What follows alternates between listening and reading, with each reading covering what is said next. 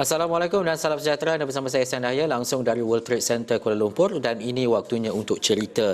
Tapi tadi kita ada saksikan satu sidang media oleh Pesuruhjaya Banci 2020 yang mana menyatakan bahawa 10 juta penduduk telah pun membuat bancian daripada 30 dengan jumlah 30.4%. Bagaimanapun masih terdapat 22.7 juta penduduk ataupun 69.4% daripada anggaran 32.7 juta penduduk masih belum mengisi banci Malaysia 2020. Nanti saya akan bawakan kepada anda dalam buletin berikutnya bersama dengan Datuk Seri Dr. Muhammad Uzair Mahidin, Pesuruhjaya Banci 2020 untuk bercakap lanjut berkaitan dengan perkara ini. Tapi sebelum itu, ini slot cerita. Kita nak berkongsi dengan anda mengenai liputan dan juga laporan berita yang disampaikan oleh wartawan kami di Esok Awani. Yang pertamanya adalah cerita berkaitan dengan Jalan Berturap dan juga isu ataupun krisis air yang berlaku di Sabah. Hari ini, wartawan Syahrizal Kamalul Arifin membuat satu tinjauan dan juga bersama-sama sebenarnya dengan timbalan Ketua Menteri Datuk Seri Bung Motaradin untuk melihat kepada keadaan dan juga situasi terkini. Apa sebenarnya perkara yang berlaku, bagaimana untuk menyelesaikannya dan juga apa impak dan juga kesannya selepas ini kepada rakyat di Sabah khususnya. Jadi kita nak terus saja bersama dengan Syah ketika ini. Syah, kalau boleh kongsikan perjalanan daripada pagi tadi membawa ke petang ini, apa dapatan dan juga cerita Syah menerusi lawatan berkenaan. Baik Ehsan, terima kasih Ehsan. Apa yang boleh kita kongsikan adalah pada sebelah pagi tadi telah bermulanya lawatan yang diketuai sendiri oleh Menteri Kerja Raya Sabah Datuk Seri Bung Motaradin dan juga Timbalan Ketua Menteri Sabah, dan beliau telah mengadakan lawatan bersama dengan agensi-agensi, sebenarnya agensi seperti daripada Jabatan Pengairan Saliran dan juga JKR sendiri untuk melihat masalah-masalah. Sebenarnya terdapat 6 kawasan yang dilawati pada hari ini hanya di Kota Kinabalu. Kalau diikutkan Ehsan, sebenarnya Kota Kinabalu ini besar ya Ehsan. Kalau pastinya untuk menjelajah daripada satu tempat ke satu tempat ini ibaratnya kita menjelajah daripada satu negeri ke satu negeri sebenarnya. Kalau nak diikutkan dia punya tempoh masa itu agak panjang dan jalan gitu mungkin tidak dapat dilalui dengan pantas walaupun begitu berdekatan, berhampiran dengan bandaraya Kota Kinabalu. Baik, pada sebelah pagi tadi sebenarnya lawatan tersebut telah dimulai berada di kawasan di Kampung Rampayan, iaitu yang sebelum ini kita ada membawakan laporan berkenaan dengan terdapatnya bencana banjir yang berlaku di kawasan Kampung Rampayan tersebut. Dan isu sebenarnya adalah sebelum kita pergi Ehsan kepada isu jalan raya, ini adalah berkaitan dengan pengairan dan saliran, kerana di kawasan Kampung Rampayan itu dimaklumkan terdapatnya beberapa kali insiden ataupun bencana banjir yang berlaku. Kalau ikutkan untuk tahun lalu saja sebanyak 7 kali Kampung Rampayan tersebut, kalau hujan itu melanda di kawasan kampung tersebut atau di kawasan sekitar itu, sekitar 2 jam saja pasti kampung tersebut akan digenangi air.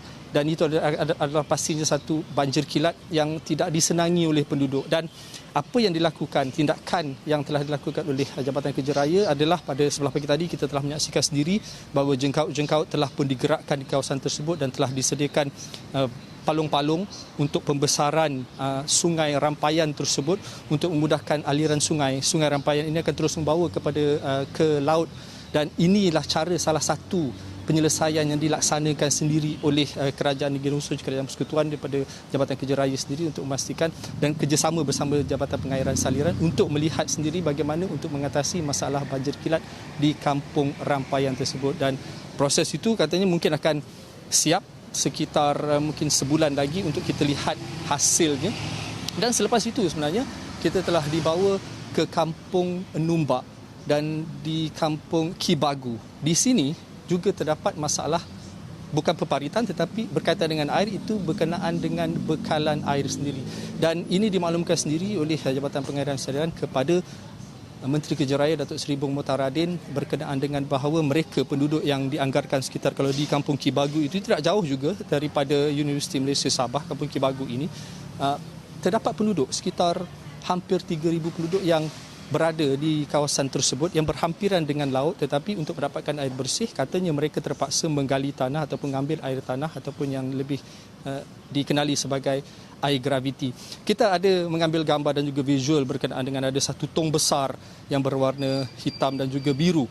Sepatutnya air tong tersebut diisi dengan air, tetapi disebabkan oleh kekurangan bekalan air untuk sampai ataupun pipe untuk menyalurkan air tersebut tidak sampai ke atas bukit kerana tong tersebut telah didirikan di atas bukit dan kebanyakan penduduk tinggal, kawasan penempatan kampung ini berada di lereng-lereng bukit yang berhampiran dengan laut. Jadi ada juga cara penyelesaian dilakukan sendiri oleh penduduk kampung kerana ini isu ini pernah kita bawakan juga Ehsan pada pilihan raya negeri yang lalu berkenaan dengan bagaimana mereka terpaksa menyaring air atau menggunakan penyulingan, sistem penyulingan untuk menggantikan air laut menjadi sebagai air minuman. Dan itulah yang dilakukan oleh penduduk kerana terdapat juga mereka-mereka yang bukan kata mengambil kesempatan, tapi itulah caranya mereka membeli air bersih atau membeli air mentah daripada syarikat-syarikat ataupun individu-individu yang membeli air di luar dan membawa masuk ke kawasan perkampungan seperti kampung Kibagu tersebut. Dan kalau nak ikutkan di kampung Kibagu ini juga terdapat beberapa isu lain seperti isu jalan. Tapi isu jalan ini tidaklah seteruk yang dapat kami sebenarnya, saya dan juru kamera Alexion Mairin melihat sendiri di kampung Suang Parai. Kalau nak ikutkan di kampung Suang Parai ini terdapatnya dua masalah yang boleh diketengahkan, itu berkenaan dengan isu perparitan, iaitu yang berkaitan dengan Jabatan Pengairan Saliran dan juga Jabatan Kerja Raya, di mana jalan ini adalah yang dipertanggungjawabkan ke atas konsesi. Okey, apa yang boleh dikatakan sedikit menarik untuk kita bicarakan adalah berkenaan kalau di sebenarnya kita melihat konsesi-konsesi ini hanya merujuk kepada kawasan-kawasan perumahan dan sebagainya, tapi mungkin juga melibatkan lebuh raya. Tetapi kalau di negeri Sabah ini terdapat juga kampung-kampung, kawasan kampung yang jalan-jalan ini, jalan-jalan utama di kawasan kampung atau perumahan ini diselenggara oleh konsesi. Dan apa yang dimaklumkan sendiri oleh Timbalan Ketua Menteri atau Menteri Kerja Raya Datuk Seri Mokhtar Rayuddin mengesahkan bahawa konsesi-konsesi ini ada di kalangan mereka yang telah gagal melaksanakan tugas mereka untuk menyelenggara ataupun menurap jalan. Kerana dapat kita saksikan kerana Datuk Seri Mokhtar Rayuddin sendiri berjalan di atas, kalau kita panggil di sini gravel lah, jalan berbatu-batu dan juga berpasir sepanjang 1.8 km sebenarnya di kampung Suang Parai ini dan tidak berturap. Dan kawasan kampung ini juga dianggarkan sekitar 2,300 penduduk yang tinggal di situ. Tapi 2,300 penduduk ini kalau ikutkan agak kompleks sebenarnya isu yang berada di kawasan Kibagu, di Numbak, di berhampiran dengan Delima Melayu yang tidak jauh juga daripada Wan Borneo ataupun UMS ini terdapat juga penempatan haram. Jadi apa yang dilakukan oleh penduduk ini yang kita nak kongsikan. Mungkin saya mendapati perkara ini adalah perkara baru kerana saya tidak pernah tahu sebenarnya ada di kalangan penduduk di kawasan-kawasan penempatan haram ini ada juga penempatan haram, tetapi yang berada di kawasan penempatan yang telah digazetkan seperti kampung Kibagu ada penduduk tempatan, tapi ada juga penduduk warga asing yang telah menarik talian elektrik itu daripada pencawang elektrik dan menyalurkannya di bawah tanah yang tidak berturap, jalan raya yang tidak berturap, dan disalurkan melalui parit yang berada di kawasan ataupun longkang yang besar berada berhampiran dengan kawasan perumahan mereka. Apa yang lebih menariknya adalah ramai yang telah terkena renjatan elektrik di sungai di Suang Parai ini. Jadi isu tersebut tidak begitu diketengahkan, tidak dibawa keluar kerana mereka ini takut, kerana apabila perkara tersebut dibawa ke pengetahuan pihak berkuasa pasti mereka akan dikenakan tindakan. Dan tadi kami sempat diberi amaran oleh pihak Jabatan Kerja Raya dan juga Jabatan Pengairan Saliran agar tidak begitu hampir dengan parit ataupun longkang tersebut kerana ditakuti terdapat renjatan elektrik, ada lagi arus elektrik yang berada di dalam parit tersebut. Itu yang berada di kampung Suang Parai, Ehsan. Tapi kalau dilihat juga tidak jauh daripada situ, iaitu kampung Delima Melayu. Ini berhampiran dengan jalan besar yang mana terdapatnya satu projek untuk pintasan yang telah dilakukan atau flyover yang dilakukan oleh kerajaan sendiri melalui konsesi. Tetapi hasil daripada jengkaut untuk mengaut tanah untuk memperluaskan kawasan pembinaan tersebut, mereka telah menjumpai ada satu visual mungkin Ehsan kita ada kongsikan juga, mungkin sempat kita mainkan, adalah berkenaan terdapat pekerja-pekerja binaan ini telah mengorek untuk membuat satu saluran air yang memang legal lah, memang saluran air yang disediakan oleh Jabatan Pengairan Saliran, tetapi di bawah saluran air tersebut terdapat paip-paip besi yang telah dibuat secara sendiri oleh penduduk-penduduk setempat yang tidak jauh daripada kampung Delima Melayu ini, dan daripada paip tersebut mereka telah bina di bawah palung air yang disediakan oleh Jabatan Pengairan Saliran, dan mereka telah menggunakan paip plastik, mereka halakan terus ke kediaman-kediaman mereka, dan kita akan dapat lihat dengan kita menggunakan perkataan berselirat. Sebenarnya kalau kita dapat lihat paip-paip hitam ini berselirat menghala ke kediaman-kediaman. Jadi ini antara punca apa yang dinyatakan sendiri oleh Datuk Seri Bong Motaradin.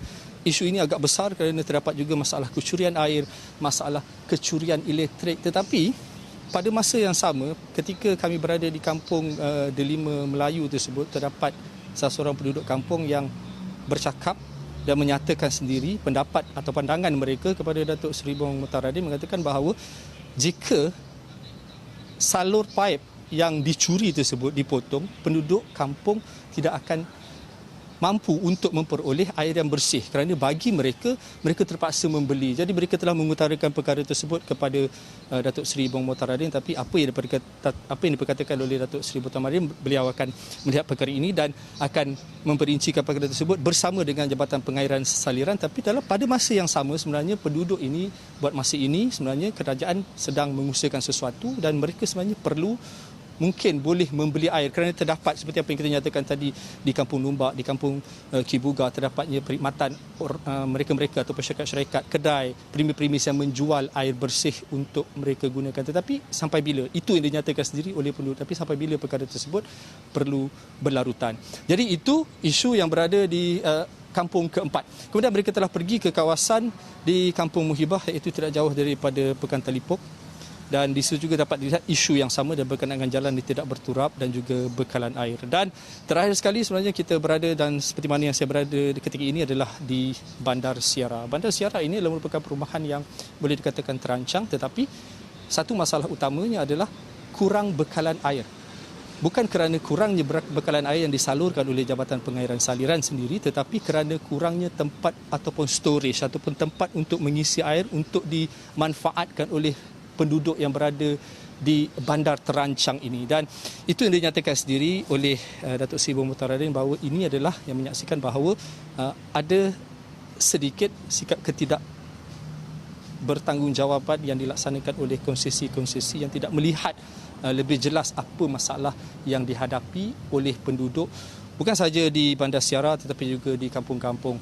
Tapi apa yang boleh dinyatakan sendiri oleh Datuk Seri Bong Motaradin adalah bahawa mereka ini, cara untuk menyelesaikan masalah tersebut adalah buat masa ini Datuk Seri Bong Motaradin mengatakan bahawa beliau meminta agar pihak berkuasa tempatan untuk hari ini di Kota Kinabalu, itu Dewan Bandaraya Kota Kinabalu, untuk bertemu dengan konsesi untuk berbincang tentang bagaimana untuk menyelesaikan isu ini.